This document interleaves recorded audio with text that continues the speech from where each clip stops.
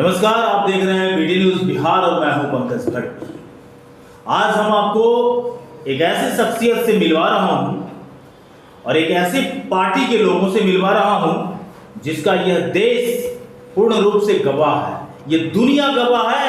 जो 1947 से पहले का भी भारत और 1947 के बाद के भी भारत में जो इस पार्टी ने किया है, जो योगदान बनाया है और जिस तरीके से हिंदुस्तान को खड़ा करने में अहम योगदान किया है, हम उसी पार्टी के एक बेहतरीन छवि के नेता, एक उम्मीदवार चुनाव के मैदान में क्या कुछ गुल खिलाएंगे, क्या कुछ स्थितियां पैदा करेंगे, इस 2020 के विधानसभा चुनाव में क्या तस्वीर होगी बेगूसराय की, मैं तमाम मुद्दों में बात करूंगा। जी हां, मेरे साथ इस समय जुड़े हुए हैं सार्जन सिंह। सार्जन सिंह जी, आपका हमारे इस कार्यक्रम में बहुत बहुत स्वागत है।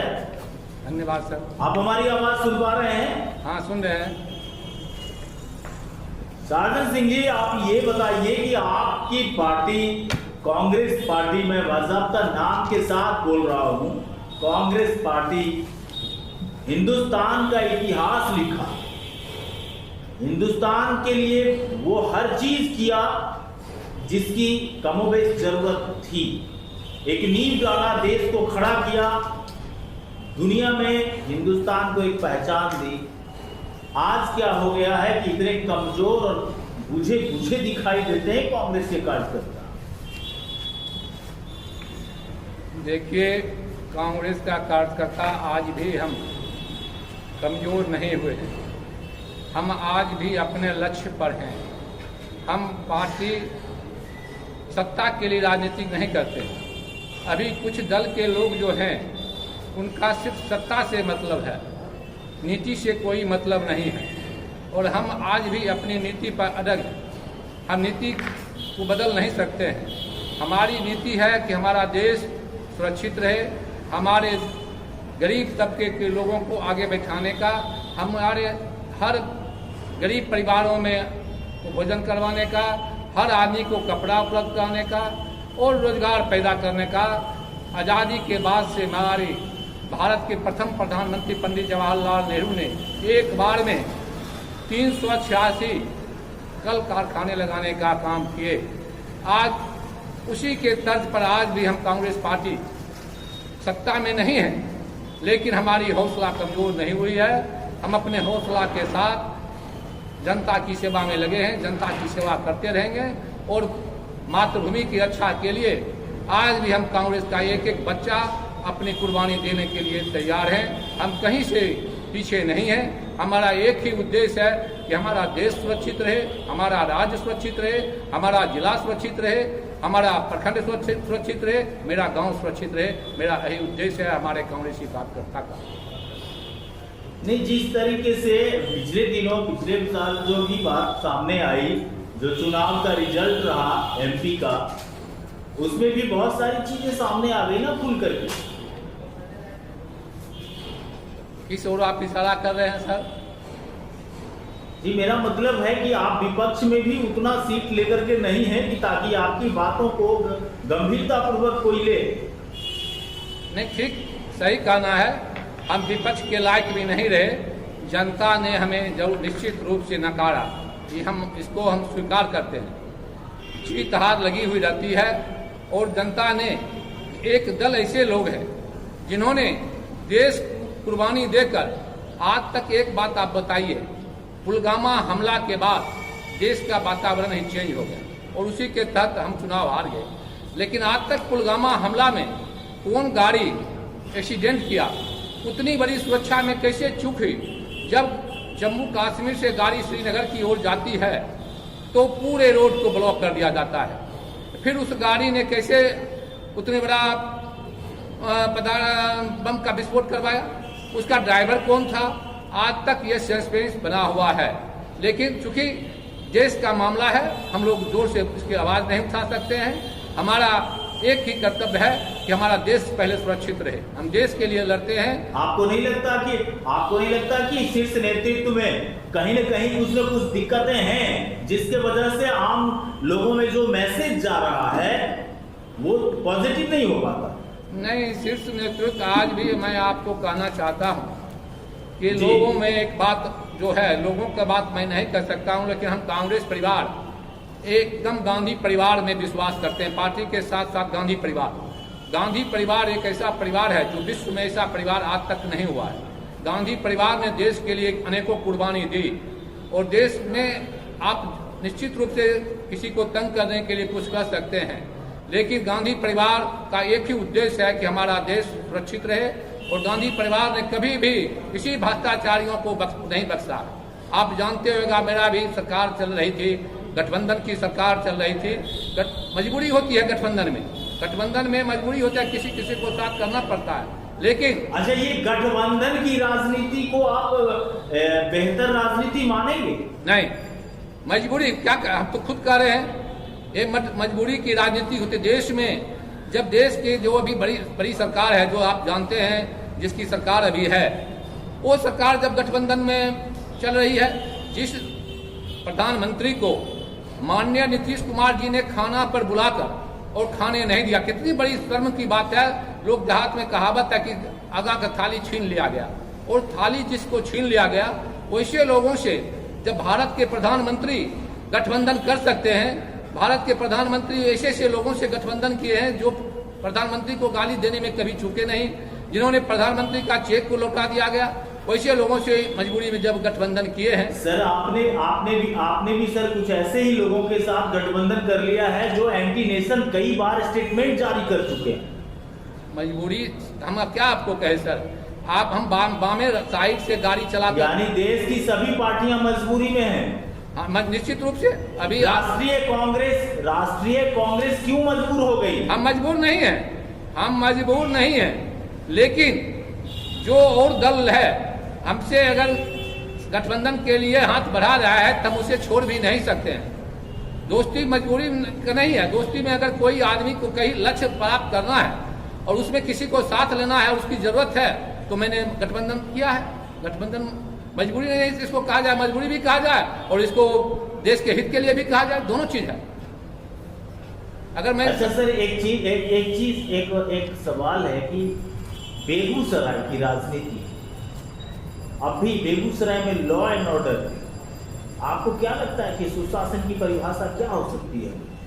देखिए, सुशासन का परिभाषा बदल गया है।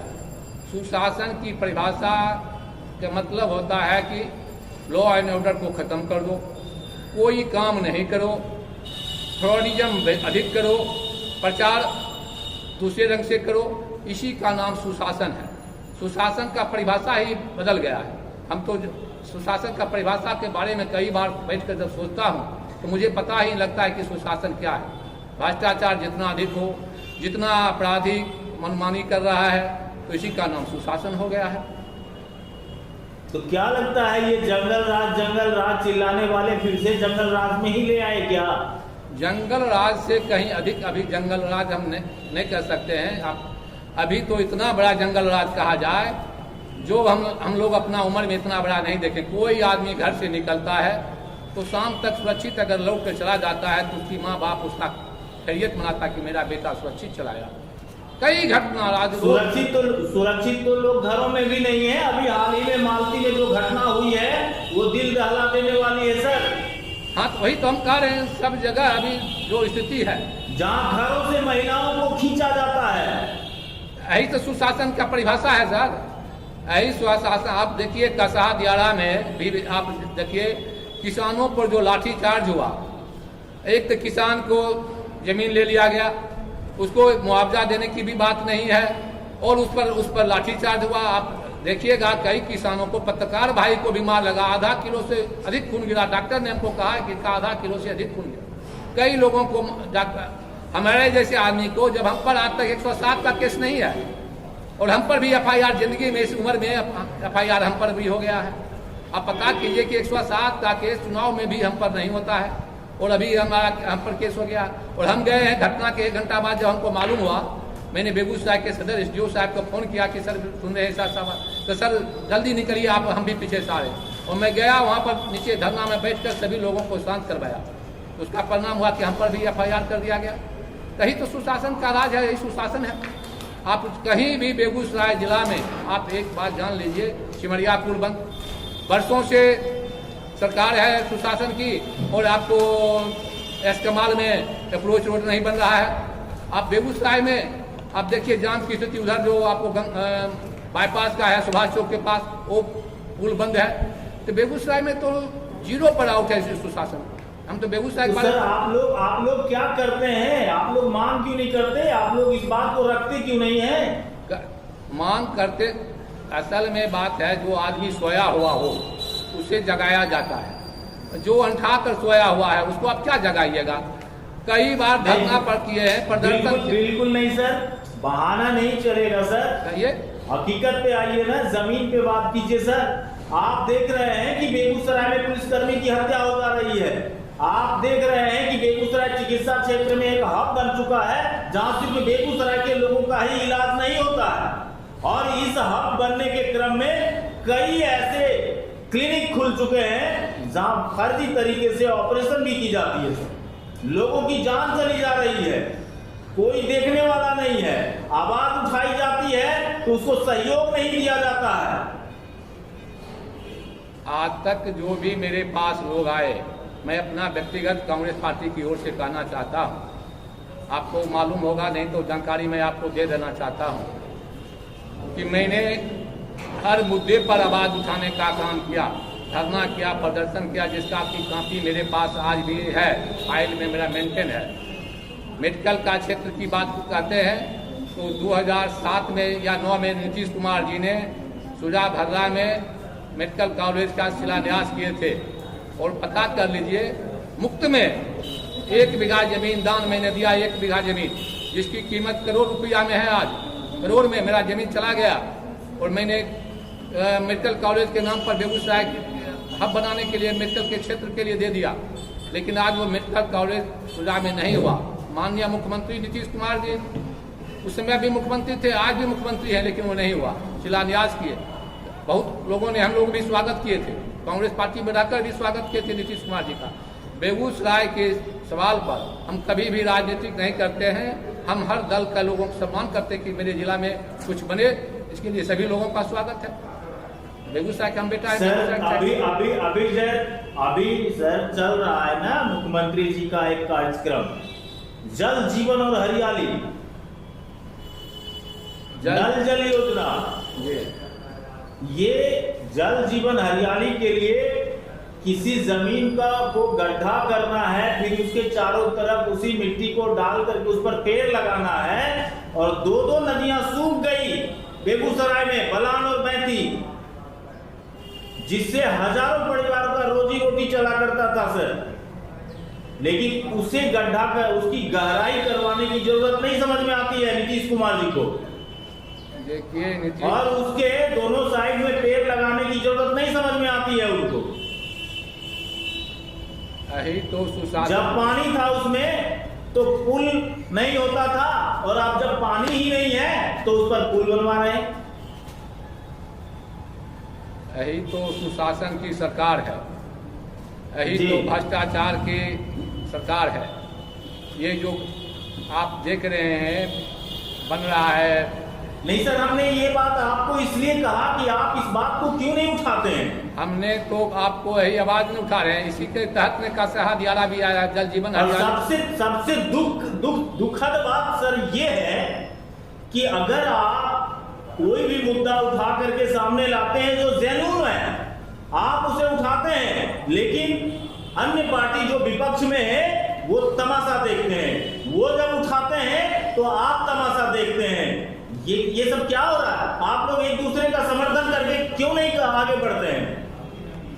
अगर विपक्ष के पार्टी मैंने तो मैं उसका हर समर्थन करूंगा अगर अच्छे काम का, चाहे वो नीतीश कुमार जी हों, चाहे भारतीय जनता पार्टी हो। मैं स्पष्ट कहना चाहता हूँ एक पार्टी के वर्कर के नाते, अगर अच्छा काम हो करेंगे तो मैं उनका समर्थन करूंगा। उसमें कोई मेरी राजनीति नहीं होता, मेरा ये स्वभाव है, मेरा ये चरित्र है।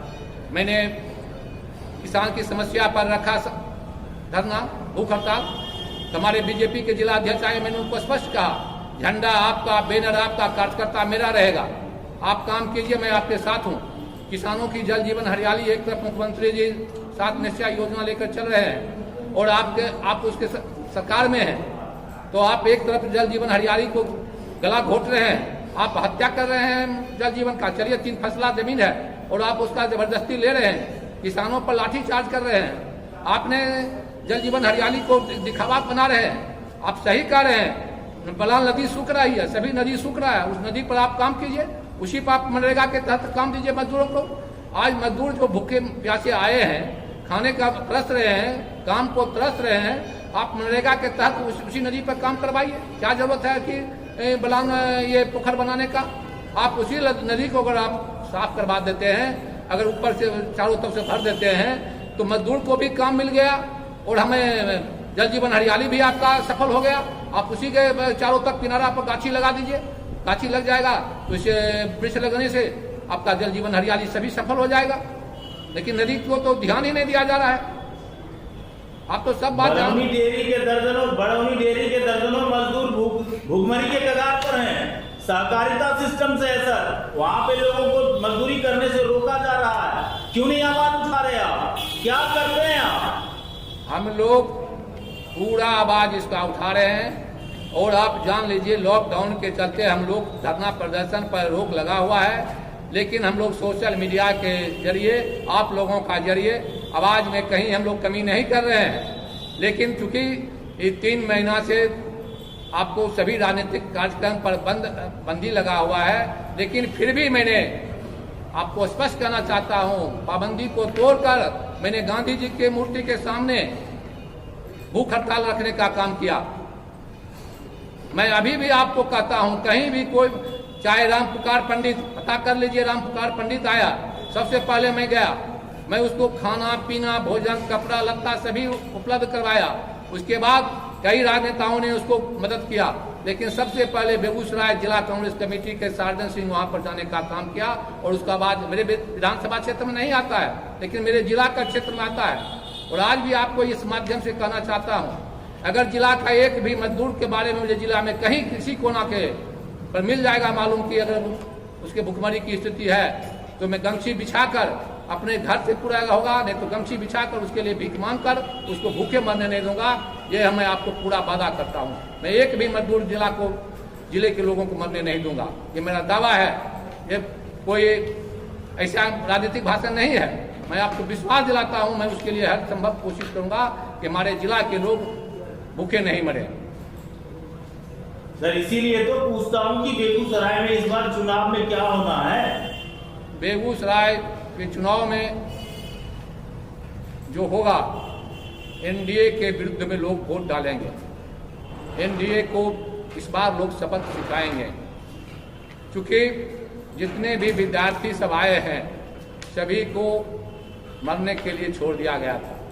सभी मजदूरों को बिहार सरकार ने लाने में अपनी असमर्थता जताई और जिस ढंग से मजदूरों के साथ व्यवहार किया गया, जो मजदूर किसी भी देश का नींव का बहुत बड़ा मजदूर होते हैं, इंजीनियर डॉक्टर हो सकते हैं, लेकिन अगर कोई बिल्डिंग बनाना है, कोई कारखाना बनाना है, तो बिना मजदूर को आप नहीं बना सकते हैं। मजदूर हमारे देश के बहुत ही प्रगति के एक अंग होते हैं और मजदूर को छोड़ दिया गया। विद्यार्थी को कोटा में छोड़ दिया गया। आप पता कर लीजिए कि विद्यार्थी को कोटा में किस पार्टी के तहत, मैं राजनीति फिर कहिएगा मैं राजनीति नहीं करता हूँ, लेकिन मैंने कोटा में राजस्थान सरकार के द्वारा जो मेस बंद कर दिया गया था, वहाँ मेस चालू करवाकर और विद्यार्थी के लाने में जो हमसे जितना मेरा औकात है उसमें मैंने कहीं कमजोरी नहीं किया। ठीक है, हमारा रोड पर जाता हम फोटो कम खिंचवाते हैं, कुछ कम होता है नाम, आज के ज़माना में जानबे करते हैं, कम काम कीजिए और नाम बेशी छपाइए, लेकिन ये सब हम कम करते हैं। लेकिन मजदूर और विद्यार्थी जो आज घर में बैठे हुए सभी लोगों ने आज तय कर लिया है कि किसी भी कीमत पर बिहार में हम एनडीए की सरकार बनने नहीं देंगे। एनडीए का जो सरकार है ये छलवे की सरकार है, ये कहीं से भी जनता की सरकार नहीं है, ये राजघराने की सरकार है, ये अमीरों की सरकार है। इतना कहने से चुनाव जीत पाएंगे क्या? निश्चित जीतेंगे चुनाव सर, चुनाव जीतेंगे। चुनाव हर कीमत जनता वोट देती है, जनता जिताएगी, निश्चित वोट देगी। मेन मुद्दा आपका क्या होगा चुनाव में? देखिए, हमारे मटिहानी विधानसभा में एक भी कॉलेज नहीं है। मटिहानी विधानसभा में एक भी कॉलेज नहीं है। मटिहानी विधानसभा में रोड की बुरी स्थिति है। मटिहानी विधानसभा में कोई अच्छा स्वास्थ्य इलाज का कोई हॉस्पिटल नहीं है। कई अस्पताल जो बरसों पुराना कांग्रेस राज में बना है वहाँ डॉक्टर नहीं है। तो हमारे विद्यार्थी के लिए कोई रोजगार नहीं है।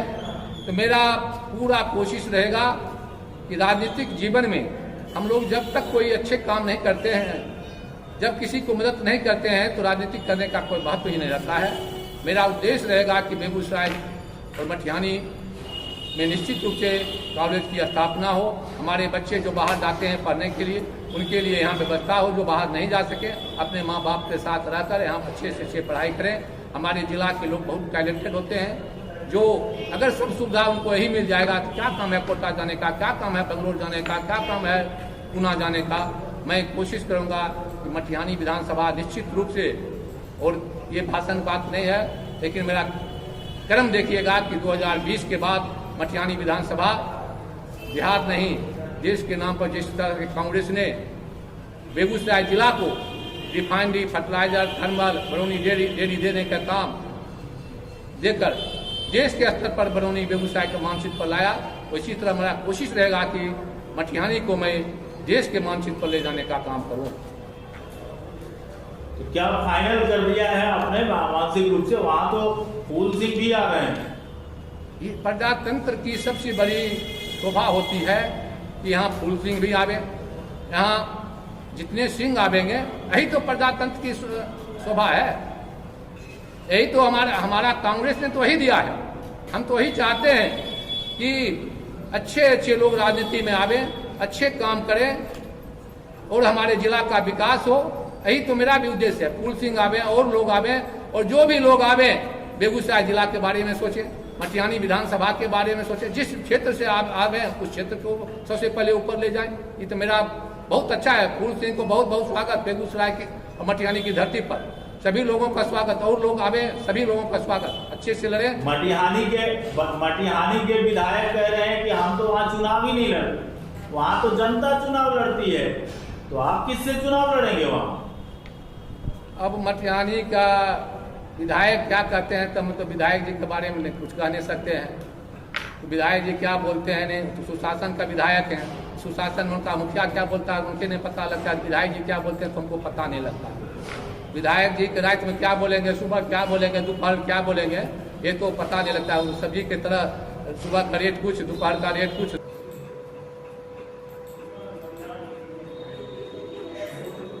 कांग्रेस के दो विधायक बेगूसराय जिले में हैं। हाँ, बेगूसराय और बछवाड़ा, कहाँ विकास दिख रहा है आपको? बछवाड़ा में या बेगूसराय?